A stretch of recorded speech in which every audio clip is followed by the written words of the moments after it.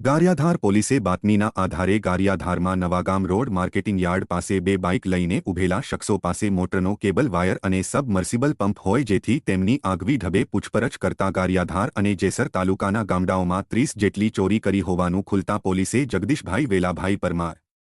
જયસુખભાઈ લાલજીભાઈ મકવાણા, ભાવેશભાઈ બીજલભાઈ મકવાણા, રવિ ઉર્ફે ભૈયો ગોવિંદભાઈ વાઘેલા, પ્રકાશ ઉર્ફે પોપટ વિનુભાઈ પરમાર અને વનરાજભાઈ ભોળાભાઈ મકવાણા સહિત 6 શખ્સોને ₹1,80,000ના મુદ્દામાલ સાથે ઝડપી લઈને આગળની કાર્યવાહી હાથ ધરી છે।